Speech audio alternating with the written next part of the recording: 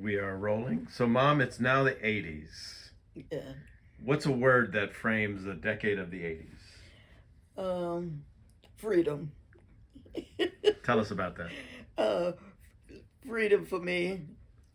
Uh, no babies. Everybody is busy with their own babies. Chris is having her children. Vicky's had Tamiko and all of that. So it's me and Dad, and I'm pretty much on my own for the first time. So now I'm getting busy with sororities, fraternal organizations, and I came out in as a worthy matron for Adeline Ward number 197, and I was queen for that chapter. And I don't know, it looked like every time I looked around, I was being queen for somebody. And I think, as I said in the beginning of this production, that I'm very competitive. And when I go after something, I really, really go after something. And to kind of retrospect, 1977, I was Miss Fishbowl Queen. So I raised over $6,000. So that was the most money that had been raised by a contestant. So that kind of got me in the mood for raising money, I guess. But then coming on into the late '70s, when I was an Eastern Star, coming up through the chapter, became the head of it, which was the worthy matron, uh, and we had a contest for the person of the district, uh, star of the district, and I won that. You know, I forgot how much money I raised for that, but anyway, I won that. So I was switching around with the crown and the sash on for that. And from that, I went on to become a deputy of the desert for the Daughters of Isis, became director of chantresses for Daughters of Isis. I organized the first color guard in the history of the Daughters of Isis, and it's still going on now as far as I know. So we were in a lot of competition. So that was with the Mecca, which was in D.C. and all around Pittsburgh, Philadelphia, and all of that. So we came out pretty good. We did good in the chantresses. We had Arabia Court number 23 chantresses. So I was involved in that up to my neck. Um, you name it, I was in it. Joined the Elks, Beulah Temple, number 4, which was one of the oldest temples in Virginia, and won the contest that for Miss Beulah of the World. Again, raised almost $8,000 for that, and so I wore that crown.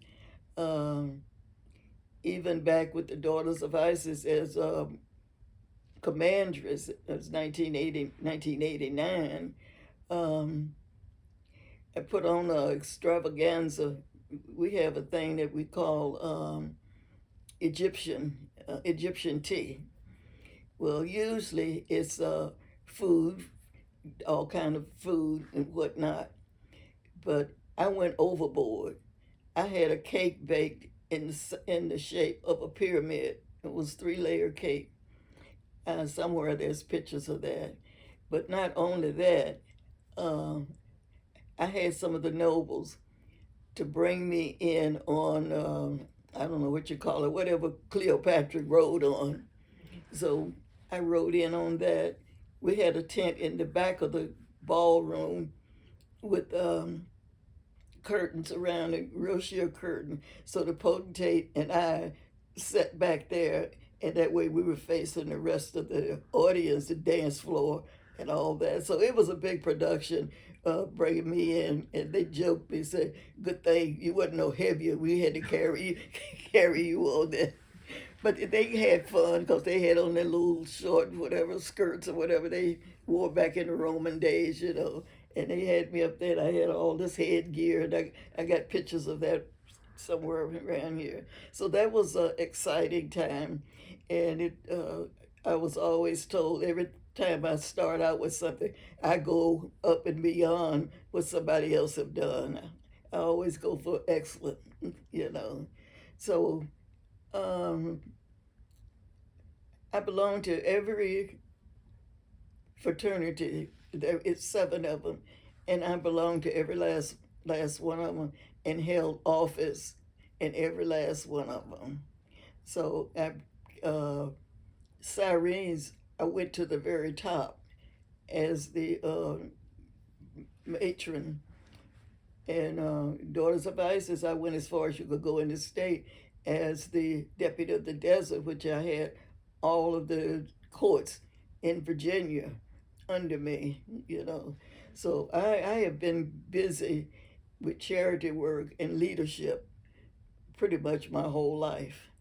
So that was pretty much the 80s where like I said, I was running up down the road bowling. You know, we bowled from White Plains, New York, all the way down to Myrtle Beach, Florida. Myrtle Beach is in South Carolina. Yeah. So that was fun time. And every Wednesday we were there at the Arabia Temple over there in Portsmouth bowling. So we had a lot of competition there, and I really loved my bowling. I'm just not able to do it anymore. So with the kids gone, it was freedom time for me, and I was off to the races. Couldn't get Mr. West out of the house for nothing unless I put my foot down and said, I'm not going. A funny thing about Ray, I told him one time, I said, I'm going to all of these, D.C. and Philadelphia, North Carolina, South Carolina, and I can't get you to go nowhere with me. I said, people think that I'm single. He spoke up, said, but you know you're not single. I said, oh, okay, so I guess I got that message. But that was a fun thing. But every once in a while he would go somewhere, especially like if we were having a dinner or something. But he always made sure the car was running. He made sure that I had what I need to go, and he was always there when I got back. So that was really a fun time doing the early 2000s. I was really out there in the wind, just having a good time, but doing good work. So the '90s is what word would summarize the '90s? By that time, I had moved back to Virginia, just to kind of ground it for you. Uh, I was going to graduate school then. yeah, and it's because you hadn't got married then. Right. I don't really know. I got married in '94. Okay. I really don't have a lot for the 90s except that I was still involved in all of these things from 80, well, actually from 1972, I was involved with Eastern Star and all that. When did you retire? What year? Yeah, I retired in 1993. So talk about that. What was retirement? How did that go? That was good. I hadn't planned to retire right then. I was playing with the idea when I get my car paid off, I'm going to retire. And I probably would have stayed a little bit longer, but I had a manager, 35 years old, couldn't pour pee out of a boot with the direction written on the heel. So, and he wanted to tell me how to run the kitchen. And I put up with him as long as I could. But when he got way out there in left field and he really didn't know what he was doing and he was going to carry me down the tube with him, that wasn't going to happen. So I said, before I lose my good reputation and wind up getting fired, which I've never been fired, I said, I better get my hat and leave. So by that time, I had paid off the car and I put in my resignation. And nobody could believe that I really was going to retire, but I did. But then I really didn't retire because the next year I opened up a daycare center. And Talk about that. Then I started out with one child out of just as like a ministry because she really needed some help. I had no idea that I was going to really go into this, but the pay was good. I didn't have to leave home. And next thing I knew, somebody else wanted to know if I could take care of their child. And the next thing was another child. So I got into that, and then I said, well, you know what? I better find out what this is really all about. So I got some literature and studied about it and applied for unlicensed daycare center. And I joined the daycare center association there in Norfolk and set up my business like a center. It wasn't just a daycare because I taught music. But when the children left me, they was ready for kindergarten. You know, it was really like a pre-K thing. I also did the emergency escape thing, all of this kind of stuff that you would have in a school. I had a health area. I had an isolation area because if a baby came, just had the sniffles. The mama didn't have to take them away. She could still bring them to me, and I would take them upstairs, and they would be of it. And they really appreciate that because when you go to some of these daycares, when they come in there with a runny nose, you got to carry them back home, or if they were coughing. And, you know, like I told some of the young mothers, I'm an old mother, so I don't get excited about an earache or a runny nose, you know. So I think it was really more of a ministry than a job because it took me the longest time. In fact, Joy, when that church member, she was the one who said, you need to raise your rates. I said, well, a lot of my people can't afford it. She said, if they want good daycare like you give, they'll pay it. She said, I tell you what, I'm going to raise your rate. So she did. She raised my fee to $20, up $20. So after that, I think the next September, this was in the summer, I think in September, I gave them a warning that I was going to be raising my rates in September. So I did. I raised it to $70, which was really no money when you think about it. But I had a house full of kids, as many as the law would allow me to have, you know. So it was fun, and I got kids before I left still coming by saying, hey, Grandma, you know. One of the kids I'm very proud of, Jeremiah Yeast, he called Ray Granddaddy. He went off to college and graduated with high honors and got some kind of big time job. But he never forget to holler at me whenever he come into town. So have some good success stories.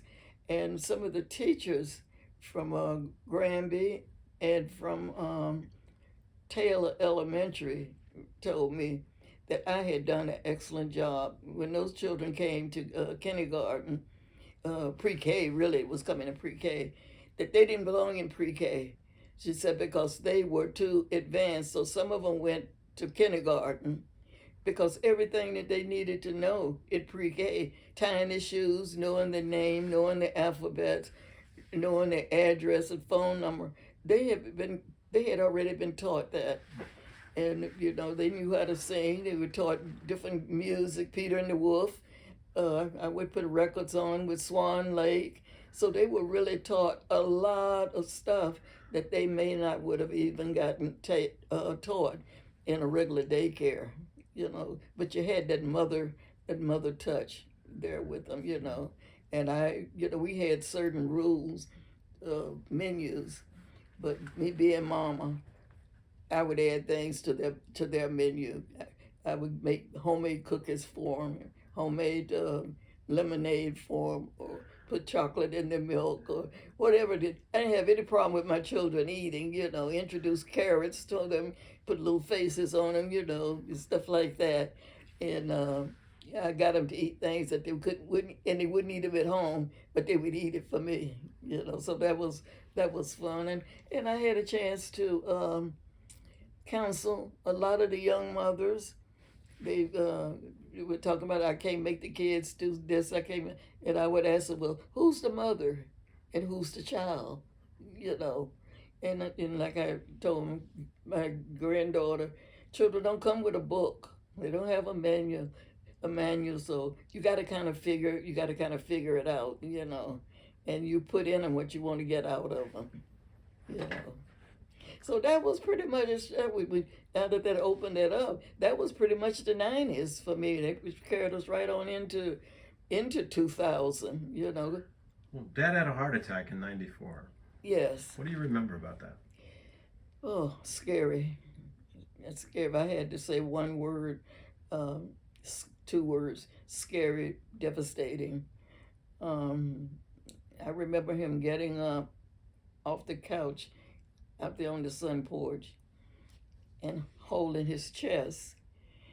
And I asked him what was wrong with me. He said, I don't feel good.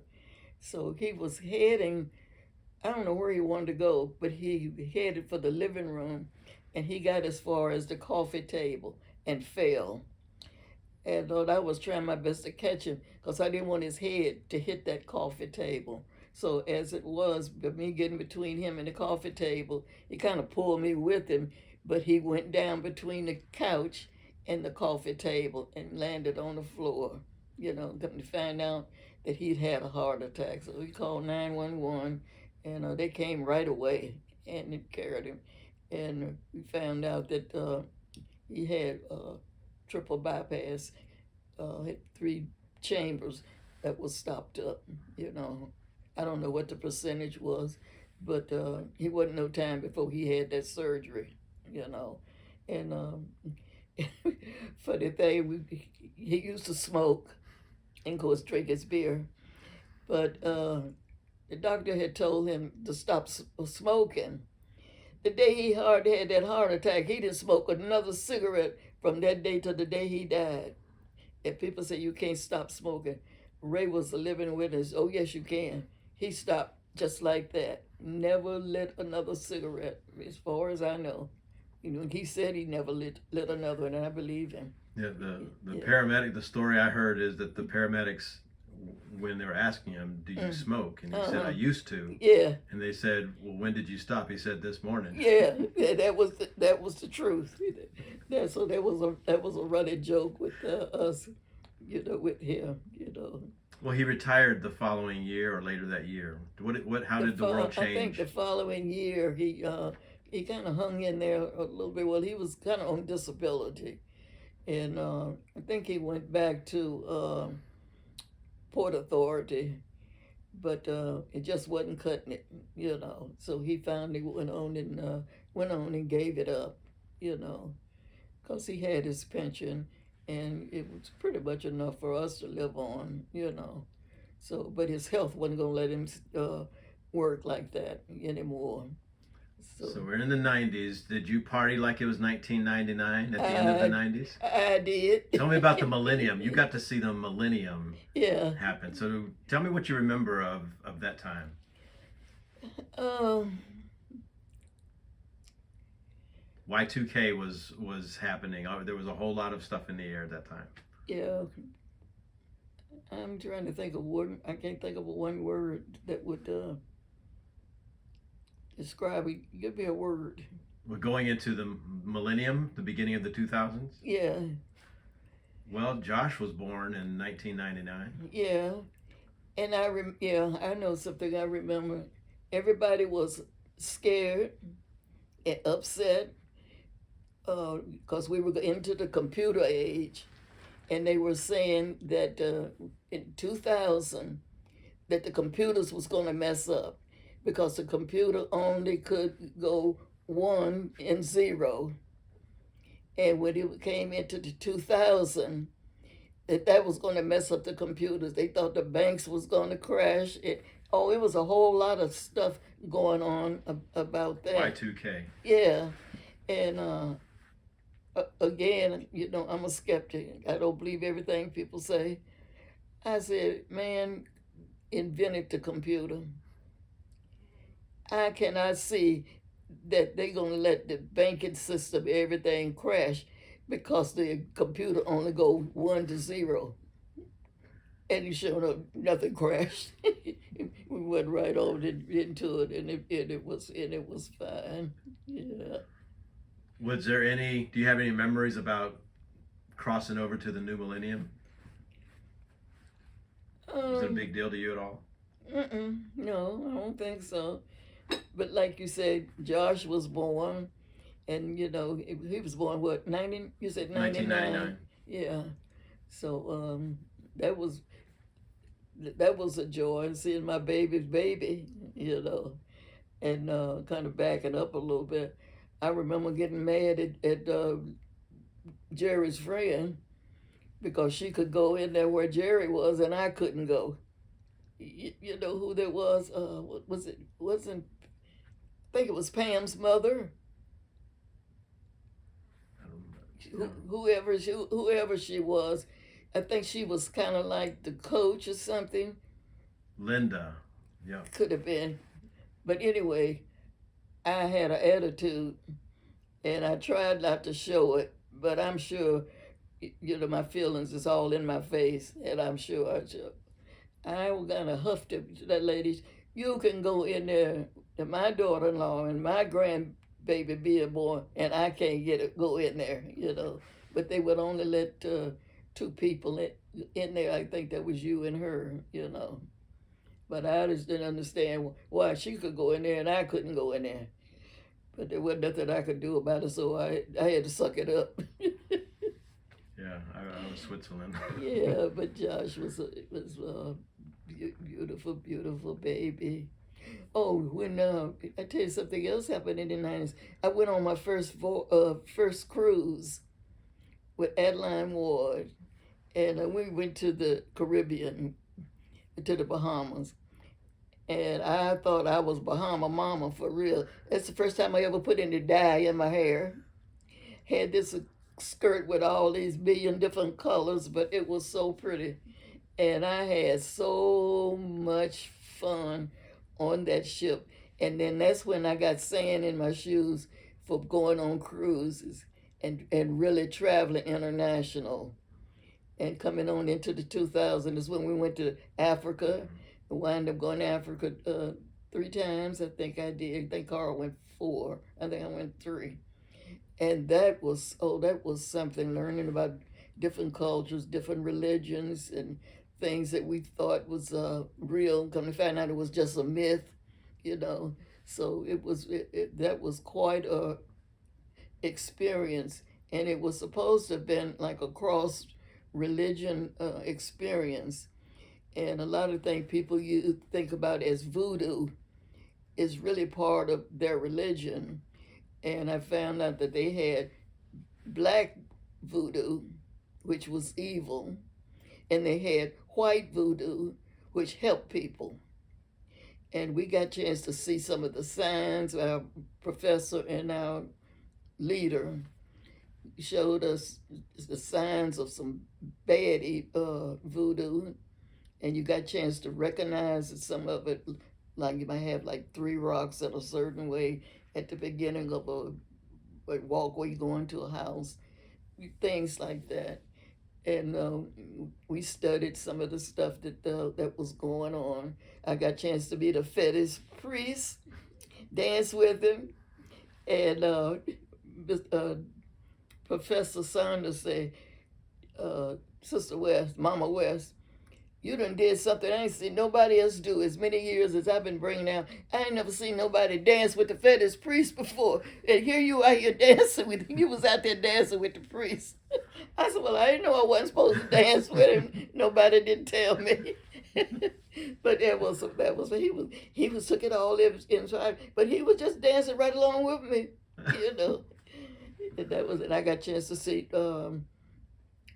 Ghana funeral, how they did the funeral, and it remind you so much. I see where New Orleans got that from, where they have the this deceased person picture, you wear it on your breast, and they go, would be nice and sad and solemn, going to the grave, and coming back, they be jamming, boy. I mean, they be cutting up.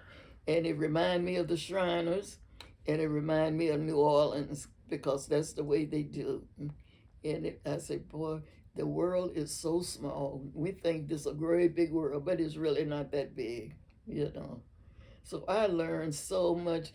And one thing I learned, don't think you know it all, because there's other people know more than you do, and what you think you know, you don't really know because you don't understand, you know. I got a chance to go to baptism. Yeah, we went to the water. When we went, also went to where the slave castle. All of that was sad. That broke my heart. We went to the last place they took a bath before they went into that castle, to that place for the ship. And we went down in the dungeon where they were held just before they went out through the what they call it, the passage of no return. And it had a little door about this high. And most Africans men were real tall, like 6 feet and all that kind of stuff. And you could get down and just barely see out there, but you could see the ships sitting out there in the water. And you could see the waist, his marking is still on the wall from the waist of the slaves. And I tell you, when you go through that castle and all that kind of stuff, you come out with an attitude. And we came out into the courtyard and looked up, and there was like a veranda up high where it was set, like New Orleans, where you sit up and look down on the marketplace and all that. And then it said that's where the slave owners used to sit and watch what was going on down there on the street. And we looked at that, and we came through that thing and came out that castle. First person I saw was a white man. I was so upset I wanted to slap him because your heart was so full and your heart hurt so bad.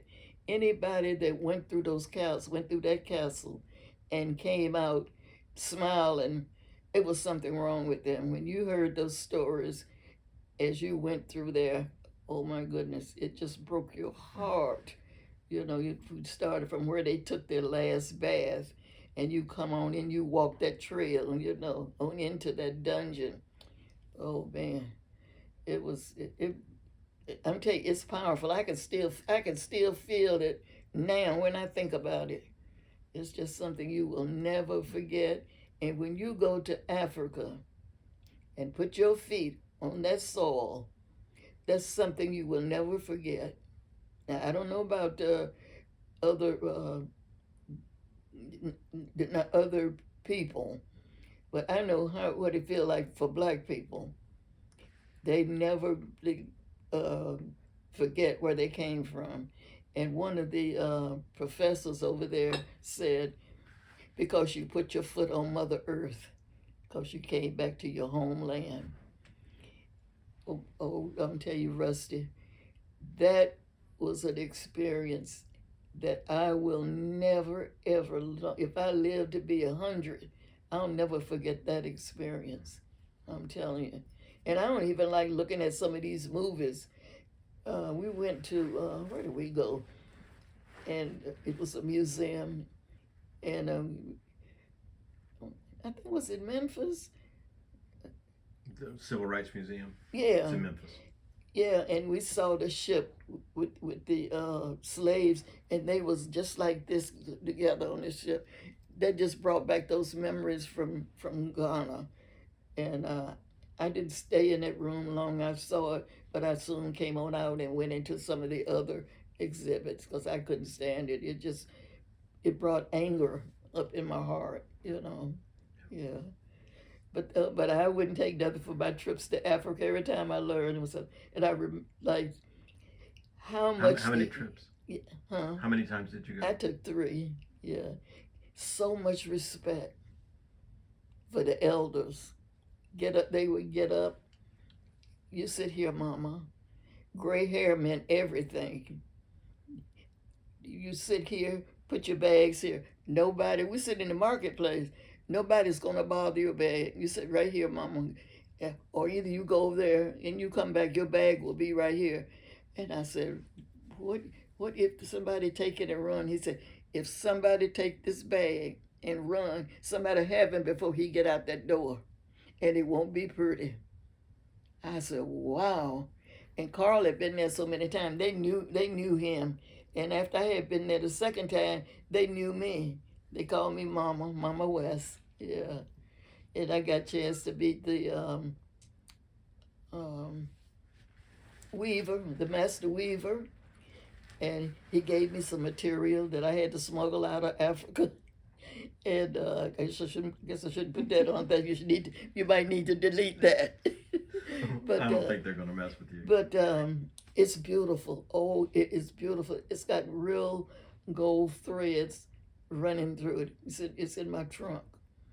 And I said, Don't tell us where it is. Yeah. Oh, yeah. Okay. That's what you want to delete. Okay. But it is so beautiful, and I got a piece of brown and gold that only the queen could wear, and the king and the queen, and nobody could put a pair of scissors in that piece of fabric because it was for the king and the queen. And they gave me a big piece, and it is. And I have not put a pair of scissors in it. I was gonna make a coat out of it, and I said I ain't cutting this. I ain't gonna cut this. So I had some experience. Oh boy, I had some experience over there, and seeing the crafts. We are so smart. We are so smart people. Saw coffee growing, the beautiful bedroom suits, all of the woodcraft that they make. Oh, it was so you make you want to grab up half of everything and bring back with you, but you couldn't afford it because the duty on it would kill you trying to bring it, back on the ship or on the plane. But those were good. Those was good experience. Yeah. It seems to me that in the 2000s, the early part of 2000s, there were several churches and service that you were rendering in several churches. Am I remembering that right? Yeah. Like Queen Street and. Well, I was the coordinator for. I don't know if this is what you're talking about.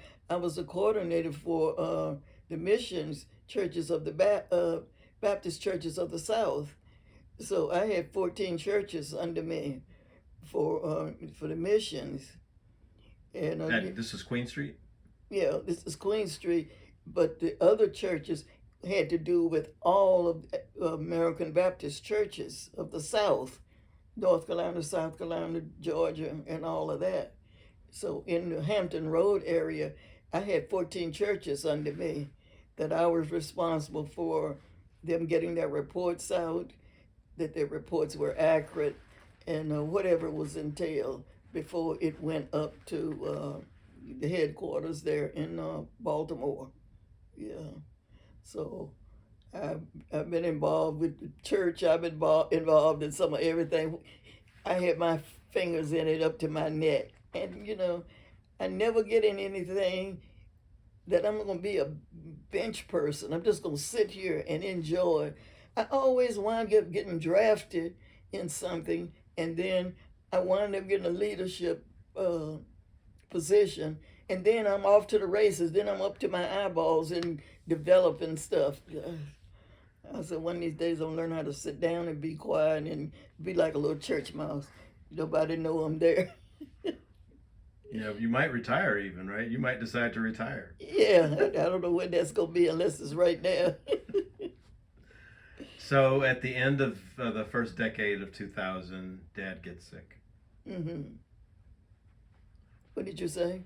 At the end of the first decade of 2000, Dad gets sick. Yeah, that was a sad time, and it's a time that I'm still dealing with. Yeah,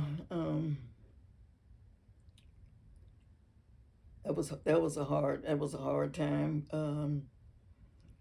Reliving all of that, even to the passing and having to do all of the work. It just that was rough. But one thing I can say, he was a champion right to the grave. I'm telling you, I had never seen too many people die. In fact, I'd never really seen. I don't know if I'd ever seen anybody else die, but I've seen it on TV and heard of people's death. But I've never seen anybody die like that. Such dignity, such faith. I'm telling you, he had faith of a rock. I'm telling you. I said to myself, Lord, I hope I got that much faith when my time come. You know, Solid rock. yeah, he had just given it up. I'm not going through that. It's not gonna do me any good. It's just gonna lengthen my life for a couple more days. It's not worth it. And he said, I'm gonna go out on my own terms. And that's what he did. It was beautiful. Yeah. And I can tell you, I went through the stages of grief, being mad with him sometime. You know, why did you leave me? You know, I was supposed to go first. Why'd you leave me back here to take care of all of this stuff, to figure out all of this? But then I guess I had good training or something because I came through okay and started a brand new chapter. 10 years from now, I would not have even thought that I would go out and try to buy a house on my own. You know, I remember something told me, because Ray had always have had an account at Lowe's, and something told me one time, you better get your account in your name, just like that. And I did. I said, I want a card in my name. They said, well, Miss West, you can use, it's a family card. You can use Mr. West's card anytime you. I said, no, I want a card with my name on it. So I got that card. $500 was my limit. And I would use it like for flowers and stuff like that, pay it off real quick. And so look at the debt that I made. Sometimes I think you must have lost your mind. You get $100,000 worth of debt. But you know what I said? That's okay. I don't have to pay it off. I'm gonna enjoy it while I'm here. I didn't have to pay off the reverse mortgage. I enjoyed it, and it served me well, and it didn't cost me nothing when I turned it back, and I had no regrets. So I don't have any regrets. You see that picture over there with me, Ted, holding up the keys? I have no regrets of making this move. Peace and solitude. That's one of the best moves I ever made. And that's the last 10 years. I mean, so Yeah. so looking back on the last 10 years, Mm-hmm. 80 to 90, Mm-hmm. year 2012 to 2022. Mm-hmm. What word would you use to describe the last decade?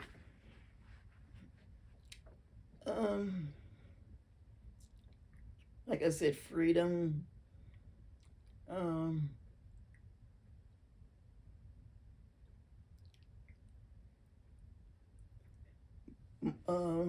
Maturity, more mature for myself. You know, even though I felt like I was mature, but I found out I could be more mature. Security. I felt secure in my own being. You know, I can do this. I'm able to stand on my own 2 feet. Uh, I don't have Ray to lean on the things that he did. I have to do them on my own, and I can do it. Other people have done it. I can do it too.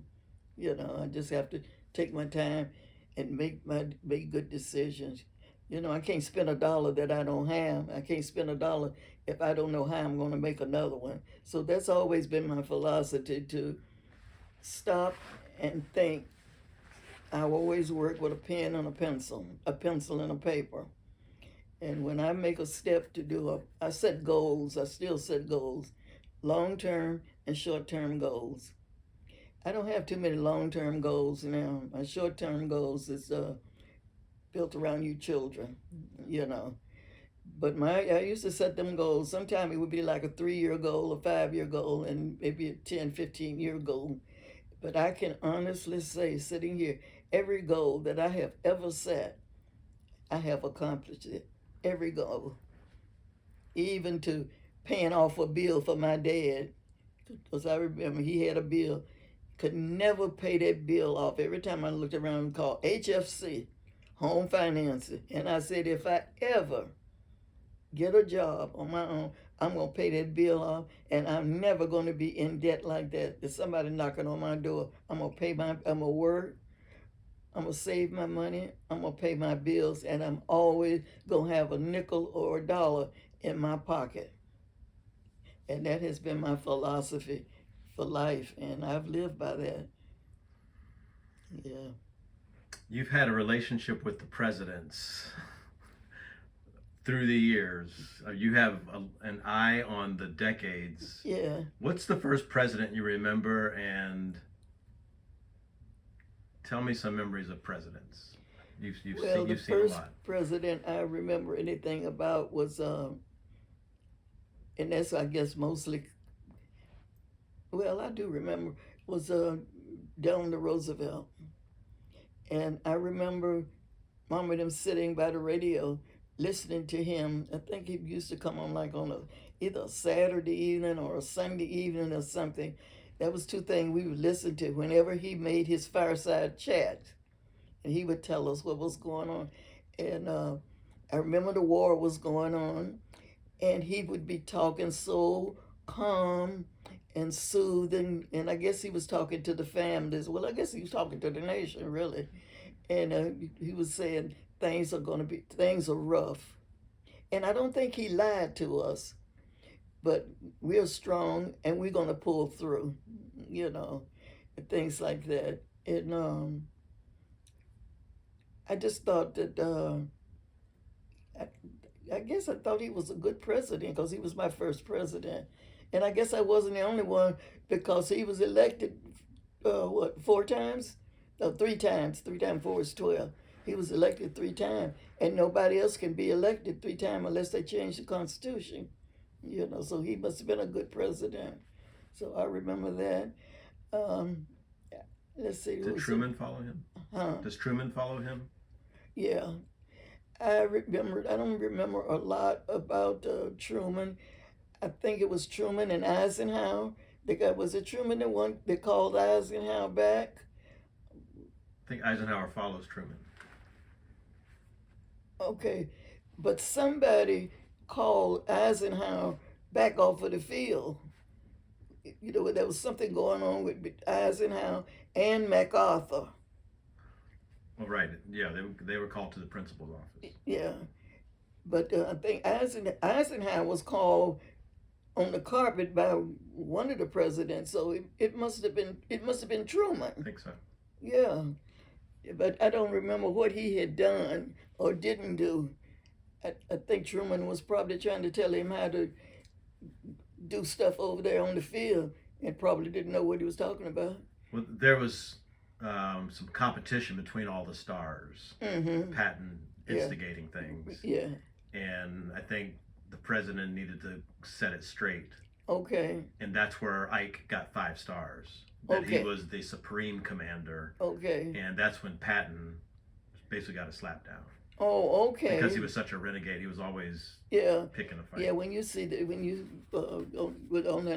see on TV, but some of it is supposed to be real, Yeah, he was something else, But I remember that part, and so that was Truman, and then it was Eisenhower, and I don't remember. Let's see, what did Eisenhower do? I don't remember that. Nothing stands out right now in my mind. With the interstate system, do you remember the interstate being built? The interstates being built everywhere? Kind of, sort of, because by the time I was busy, using the interstate. Yeah. So I wasn't really paying that much attention, and I didn't really pay that much attention to politics during that time. In the later years, I guess after I retired, then I started to really, when I went to Lackawanna, that's when I got interested in politics, because Dan was interested in politics. So he had me running around behind him. out there handing out leaflets and talking to people and all that sort of. So I got interested in politics and listening to what different ones were saying, because I would go to those meetings with Dan, and I would say, that guy look like he. I tell Dan, that guy look like he lying. Dan said, "You right. He is lying. We ain't voting for him." So I got involved that way, and from then on, I kind of kept up with what was going on, nationally, and even now, before I vote, I want to know with some background what you talking about. So Yeah. Kennedy follows Eisenhower. Yeah. We talked about Kennedy a little Right. bit. Nixon follows. LBJ follows Kennedy, obviously, of course, because Yeah. of the assassination. Right. Nixon follows LBJ. Mm-hmm. And the Bushes came on, right? Nixon resigns. Ford takes over, Yeah. and then I think it starts. Bush 1, Uh-huh. Clinton 1, Bush 2, Yeah. Obama, Okay. Trump. I remember Bush 1. We were in Ghana, sitting down in this little place, like having a conference. And those Canadians could not stand Daddy Bush. They said, "We don't like Daddy Bush, and we don't like Baby Bush either." There was no Baby Bush was there, because they said, "We don't like Daddy. We didn't like Daddy Bush, and we don't like Baby Bush either," because Cheney was running Bush up on the snag with all that stuff, and Cheney was a big liar. So those people over there in Ghana, they hated the Bushes, and they said, "We're sorry, you're from America, but your president ain't what he's supposed to be." They couldn't stand him. So I remember that. Yeah. So you got to see an Obama. Oh. You and I were on the phone Yeah. talking about the election Right. when Virginia flipped Right. the presidency into Obama's hand. Talk Yeah. about that moment. Yes. Wasn't I hollering and screaming on the phone? Yeah. We were on the phone, and when it actually happened. Yeah. But I remember that was a happy time when Obama won, because it was glued to the TV. I wouldn't hardly get up and go get a drink of water, because those votes was coming in, and they were coming in, and he was racking them up, boy, and we were hollering and jumping and carrying on. Oh, wow. What a wonderful, wonderful time. So many people cried, but they weren't crying for sad. They were crying for joy. For some of the older people, they didn't think that they would live to see a black man president. In fact, I don't know if I really believed that we'd ever see a black president, but I was so proud of him. And you know why? Another reason I was proud of him, there was no scandal publicly. Now, I can't say it wasn't any scandal, it could have been, but publicly, there was no scandal attached to his name. He led a beautiful administration, even though they gave him Hail Columbus, but he didn't get down in the dirt with them. And I give him that credit. I don't know what he did behind the scenes or behind closed doors, and that was not my business, because he's a person like anybody else. I'm sure he got his faults like everybody else. But I can say, as far as the nation was concerned, he kept his hands clean and his nose clean, in front of his citizens. And I give him credit for that, because the nation, part of the nation, was looking for something every day. They was looking for something to throw against him, and everything they tried came up false. So I was so proud of him for that, and I was proud of the things that he got done in spite of, what does it say? But God, because they really had made up their mind that he was going to be a one-term president. He wasn't going to get anything done, but in spite of that, he got a lot done. Thank you for Obamacare. Yes, sir. They have been trying for years to get that Medicare medical program going, and nobody could do it, and he got it done. And that was a feather in his hat if he don't ever do anything else. And we still living in it. And a lot of the people that voted against him, Republicans, they had to admit that that was a good thing, you know. And every time they try to tear it down, the people say, "Oh no, we need this." And I'm right there with them. Yeah, I need it. Here's my hand. Yeah, so those were good years. So today is your 90th birthday, Yes, September 30th. Thank the Lord. Tomorrow is the beginning of your 10th decade. Yes, wow. That sounds like a lot. Your 10th decade begins tomorrow. That is a lot, isn't it? That's a lot. When you think about it. That's a lot. Mm-hmm. What's a word for your 10th decade? And take a minute to think if you like.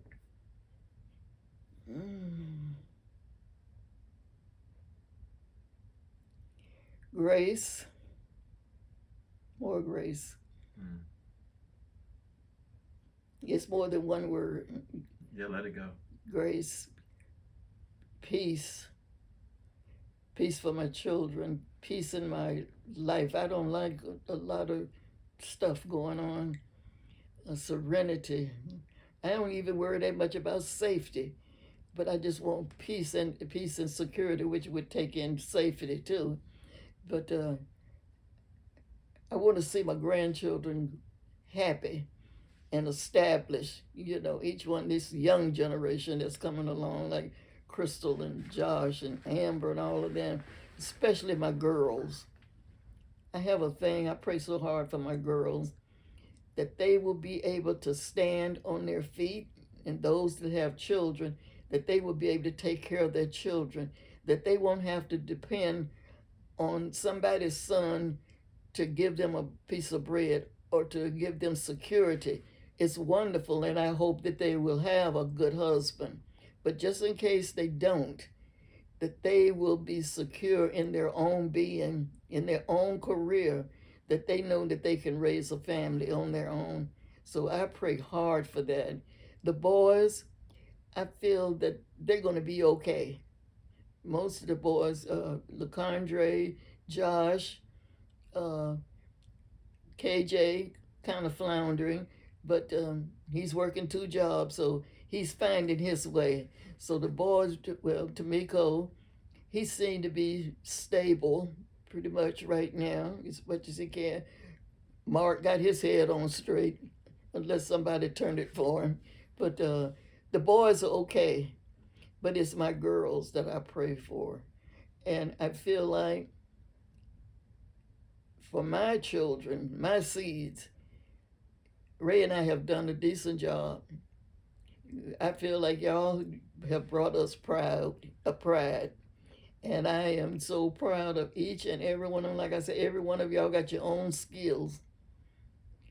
Some not as high up, you know, as far as people thinking, you know, you this and you that and the other. But everybody is somebody in my eyesight. You all got your own skills. And I'm just as proud. If I could pin stars on your shoulders, all of you would be 5-star generals. I am proud of my family, like my friends tell me.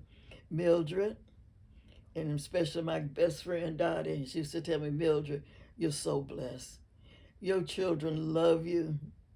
They come to you. They're around you. They want to be around you.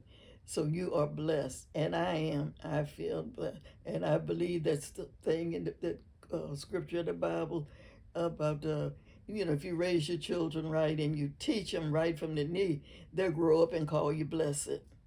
I believe that, you know, because I didn't always have what I tried to give y'all, and it probably made me bend over backwards to set certain examples.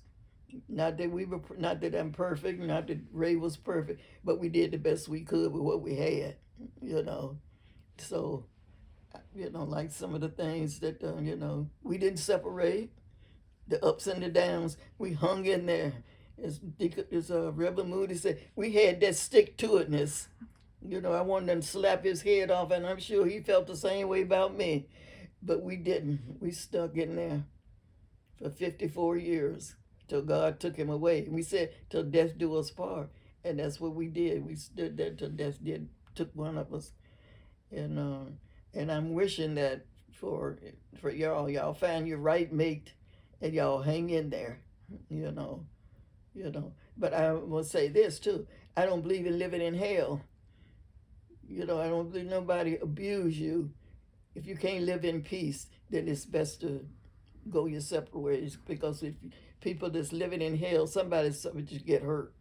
So rather than that, it's best to go your separate ways, let the person be happy and you be happy. But I'm hoping that you be able to hang in there like Chris and Tony. I know Tony gets sick of Chris, but he's calm like. But I'm hoping they'll hang in there for 50, 60, 70 years, I'm hoping you and Lauren will hang in there. I know y'all get on each other's nerve probably already, and you just got married, But time will tell. It takes time. You don't come with a book. Like I said, you got to work it out. And you can't run. You cannot run from problems. You can't run from trouble. You can't run from finances. You just got to hang in there. If you got a piece of bread, she got a piece, So, y'all, I don't have any sorry men in my family. All y'all take care of your families, So that's what I want. I can't stand a sorry man. that's my sermon. Any final thoughts? Maybe those were final thoughts. I guess that's I'm glad God saw grace to let me stay here for 90 years. He didn't have to do it. He must have had a reason. I don't know what it is, but that's not my business. That's his business.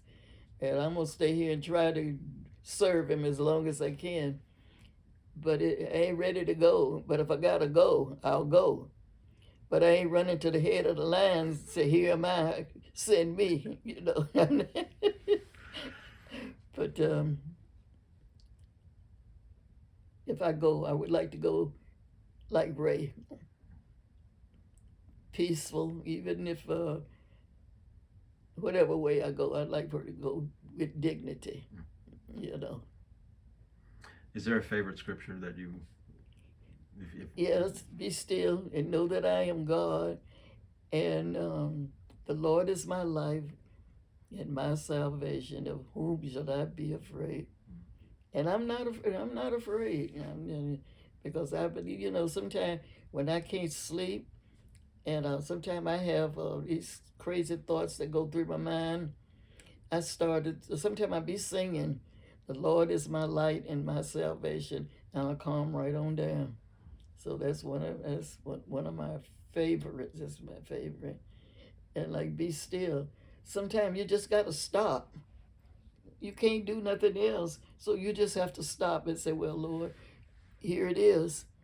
You got to handle it. I don't know what to do. And then you get that peace, and he'll take care of it, Well, Mom, you've just talked through 10 decades. Is your ears burning? This is gold. Yeah. You've been spinning gold here. Yeah. So we thank you for it, and I'm going to go take this to the production room. Okay. And let's see what comes from it. Okay. I'm sure I left out a lot of stuff, but I had a lot of stuff that I'm telling you, it just started bubbling up. It was beautiful. It's hard talking about yourself. Well, you were very gracious. Thanks for indulging my questions. Yeah. Thanks for doing this.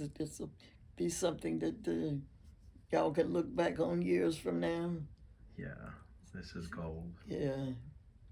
All right, I'm going to kill the camera here. Okay.